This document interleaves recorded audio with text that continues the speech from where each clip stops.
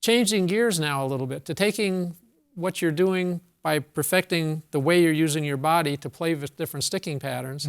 Now using those musically in a band setting. Sometimes you're at a place where you're going to be reading music in order to do that. Right. And that presents a challenge for a lot of drummers, aside from the fact that they have to learn how to read and they have to learn how to interpret a band chart.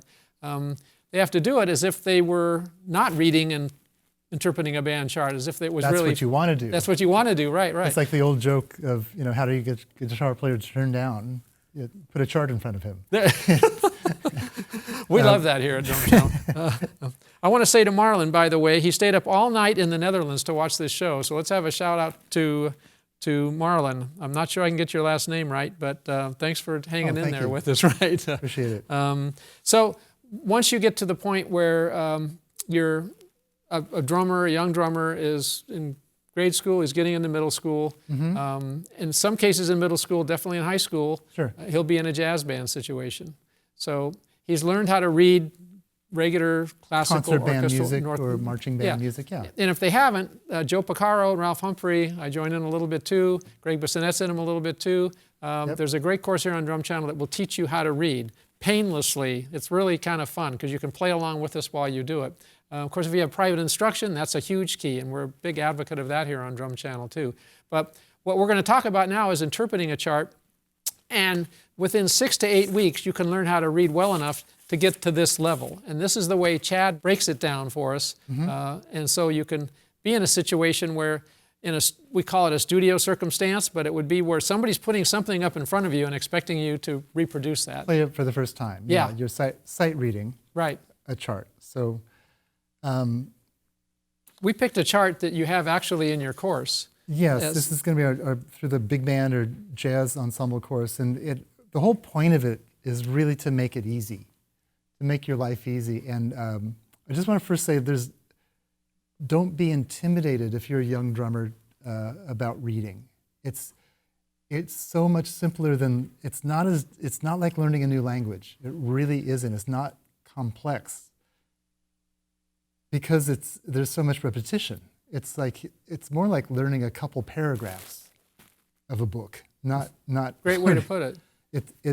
Because there are so many rhythms, especially in Western music, that's just, there may be different tempos, but you hear these, you see these rhythms over and over and over and over again.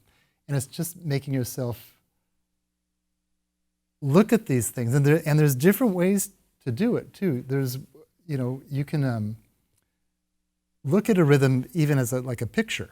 It has a certain look to it. If you have 2 quarter notes and 2 groups of eighth notes, 1, 2, 3, and 4, and that would sound like that.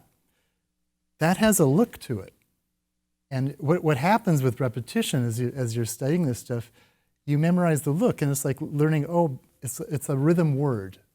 And then you don't have to sound out with syllables the same word every time. It's the same with music. You recognize that, and then your eyes go ahead to the next rhythm. And in jazz music, big band music, a lot of the time they'll even say, chart will say ad lib, 8 bars, 16 bars, or 12 bars, or play swing, 24 bars. And then there'll be some hits. Typically it's not as dense as classical music. Hits meaning what the band is playing. Hits meaning the notes you need to play to support the band. Yeah, the rhythms that are written on the staff, and we talk about that how to interpret that in the course. But yeah, so the rhythms that this chart is the first chart that we talk about in the course, and it's dealing with quarter note rhythms and eighth note rhythms. Nothing faster than that. Why don't you play this? It'd be fun to hear you play this through. And then I got a couple of comments because I was there live when you actually played this with the band. Okay.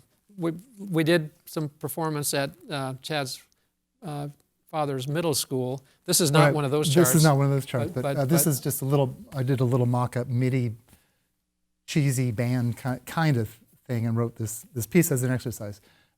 Just if you have the chart in front of the people, they have it. They can download the chart. So the first thing you do is just look at the map. And if you don't know how to read the map, I'm just going to explain it to you. Okay. The first 8 bars are the introduction, and then letter A is going to be the melody.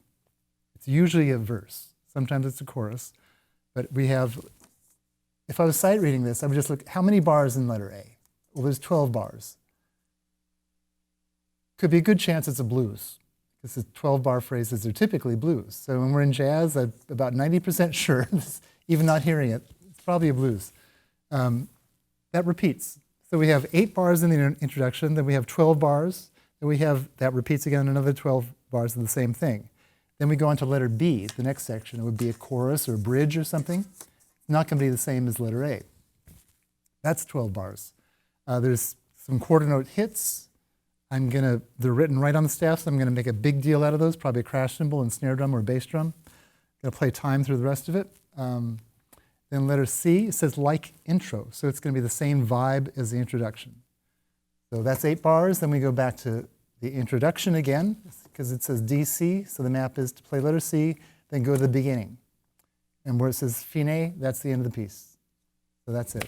We got 8 bars, we got 12 bars repeated, we got another 12 bars repeated, got 8 bars, then the final 8 bars. And should you be in a situation, I think you would agree, where you're sight reading, there's still always enough time to do what you just did. You should look at the roadmap. Of course there is. Yeah, Don't start out with bar 1 and not having paid any attention to what's coming up later. Yeah, then the other trick which we talk about is we really talk a lot about what's really important to play and what you don't need to play, and how to keep your place. Because you really, really want to keep your place. You always want a strong beginning, and you definitely want a strong ending. Yeah, and even if your ending isn't that strong, you want to end with the rest of the band. Yes, true. That's one of the... As silly as that sounds. Right. It's one of the meanings to a strong ending. Yeah. Okay, let me see if... And you're going to play this, but it'd be fun to do it like 2 different ways if you're up for doing that. Yeah, sure. So I'll play a simple way, meaning is kind of, if you're new at it, this will get you through the chart and everybody will be happy. Yeah, so I'm going to play some fills to set up the sections. You can almost always play a little fill before a rehearsal letter. So before letter A, before letter B, before letter C. In fact, I wrote on fill the bar before C. Yeah, I'll play it and see if you have any comments. So you'll hear 2 bars of click, so 8 clicks, and then the click will go away. We'll see what happens.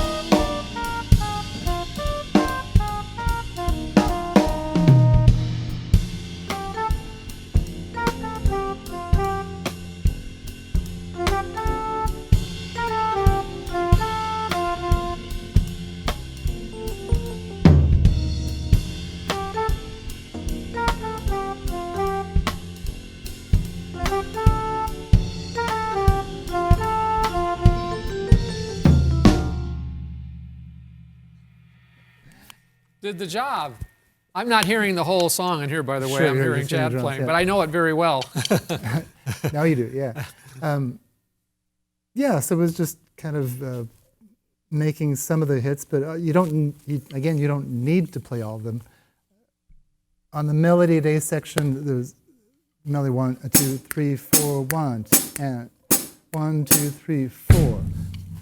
I played often that beat 4 because it's a long note and it finishes off that 4-bar phrase. And that repeats 3 times, like blues licks often do, you know.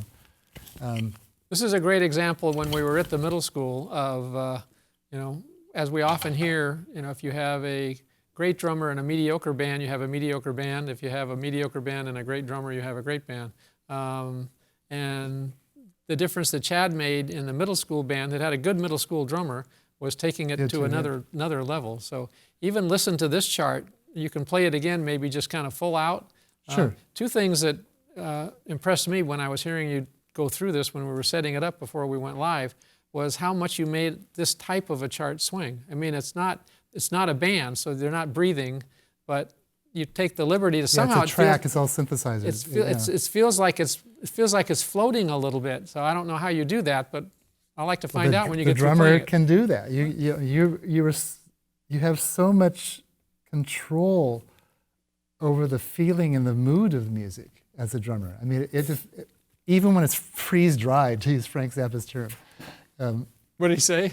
Well, like in the 80s, a lot of bands were playing with sequencers, like robotic, almost robotic kind of tracks. But the drummer was often still live, so it would sound like music. He would call it freeze-dried music. Freeze-dried. Yeah, it's not real coffee; it's freeze-dried coffee, that kind of thing. And this is a freeze-dried track. It's not. There's no real music. It's just keyboard through a computer, So the drums can really give it life, give it shape, give it energy, give it calmness, whatever it needs. Yeah. I want to ask you a question when we finish playing this track too about how the drummer can keep control over the time of the band, so it's not dragging. Which is usually the problem, or rushing. But I'd love to hear this one. Like, listen to this full on. Okay. And it's going to sound like. Well, we'll see. A band. We won't say too much. Play it first. Yeah, go ahead. Here we go. Same thing again. 8 clicks. Yeah, this is fun.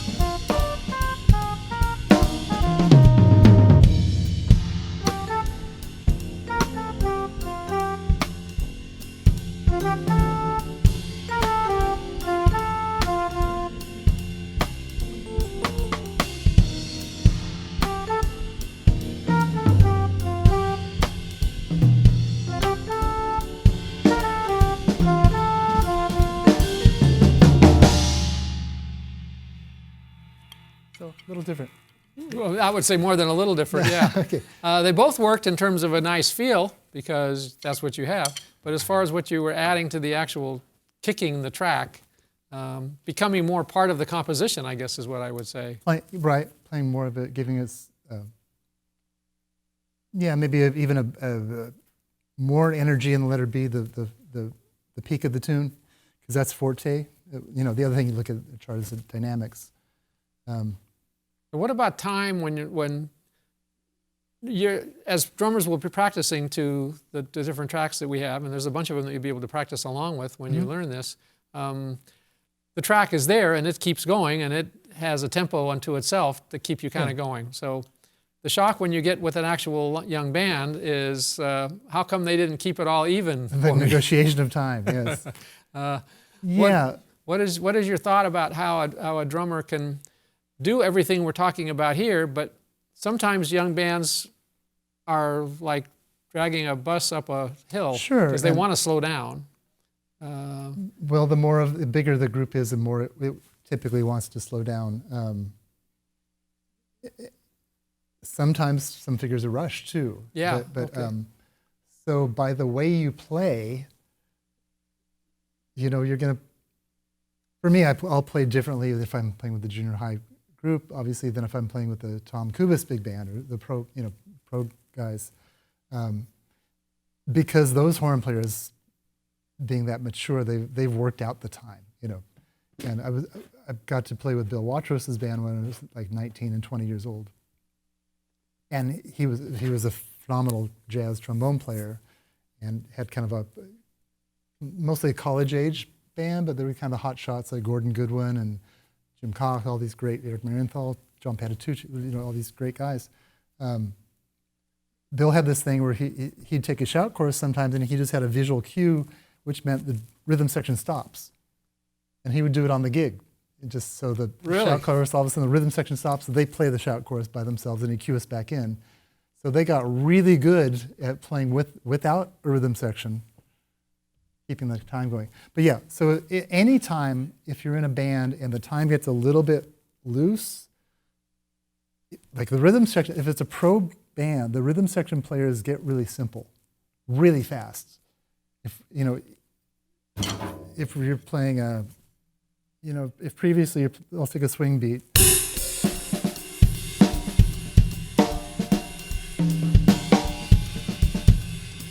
Instead of that, maybe the music got to that kind of level, you might go back to.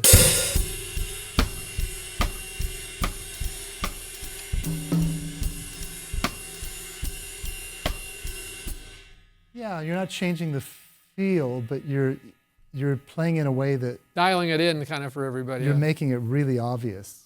I think part of it is, it's like, no, it's right here. You, from such a young age, learned, and were so talented naturally.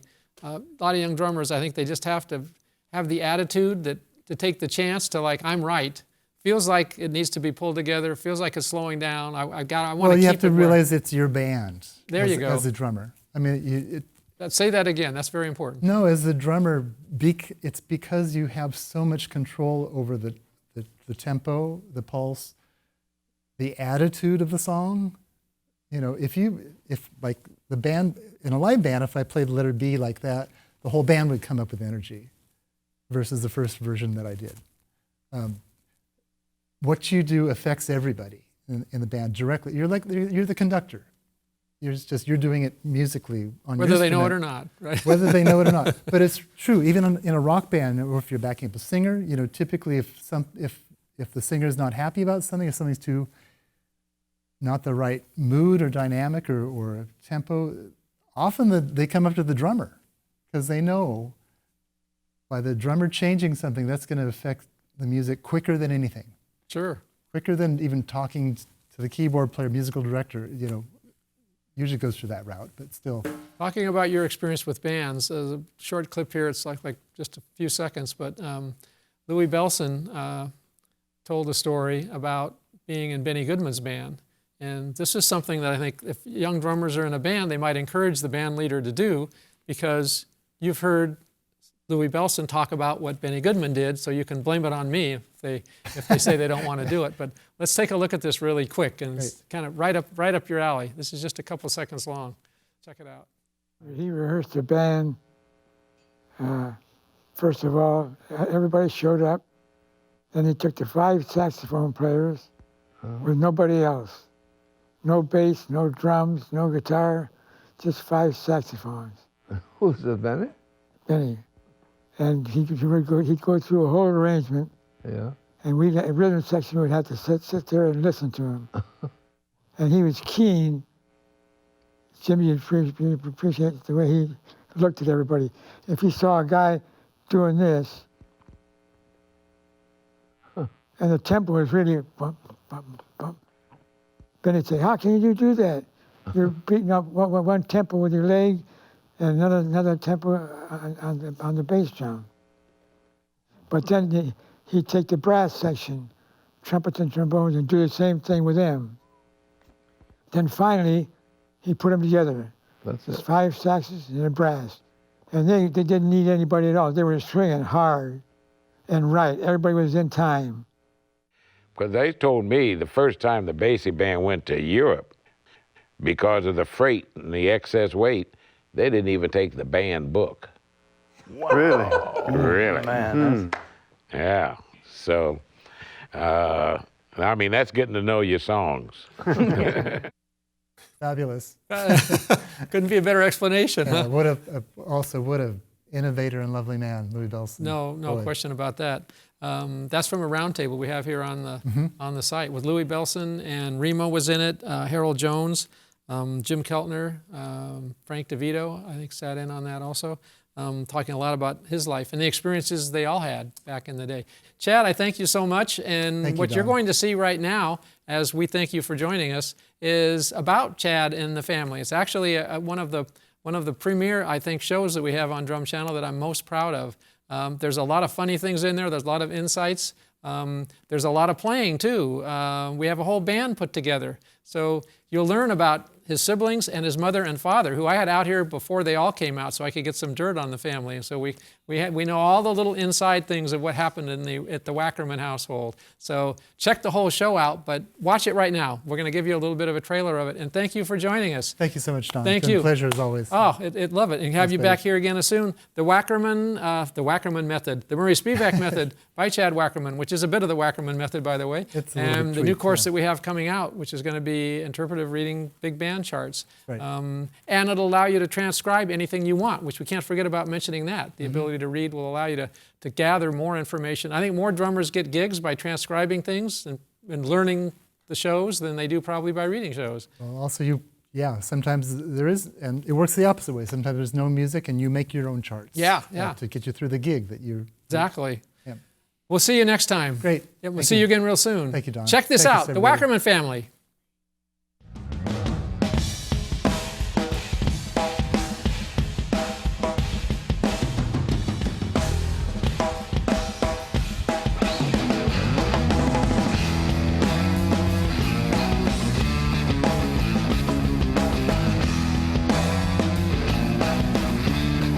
I have an older brother who was in the Air Force Band, and his name is Brooks. So Brooks brought Chuck home, and the rest is history. A history that would be impossible to predict, but then again, maybe not. Hi, I'm Don Lombardi. Join me and my co-host Terry Bozio for an inside look into the hard work and dedication it takes to become a professional musician, and the path parents can take to give their children that same opportunity. Chad, Bob, John, and Brooks have done what every aspiring musician dreams of. They each have a very successful career doing what they love, making music.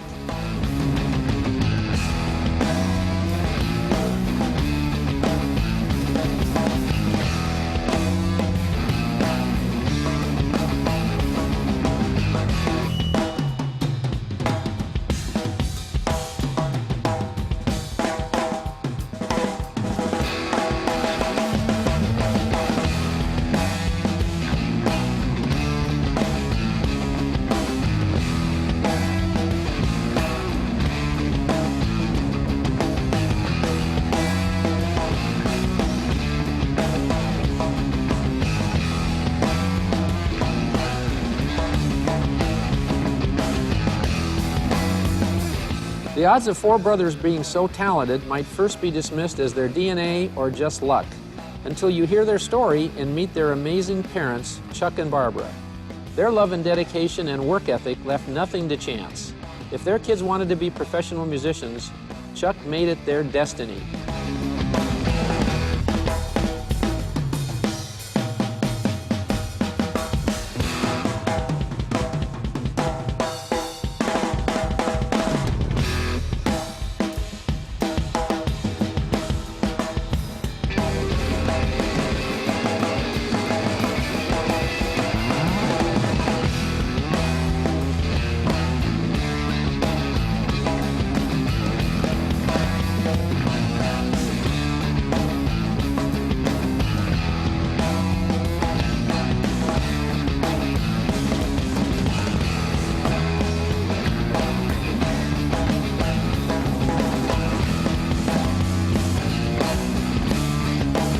Parts 1 and 2 of this series are the four boys talking about their lives as siblings and students. Parts 3 and 4 have their parents joining them, and Part 5 is 2 amazing performances. There's a lot to learn and a lot of laughs as we meet the 6 truly unique members of the Wackerman family.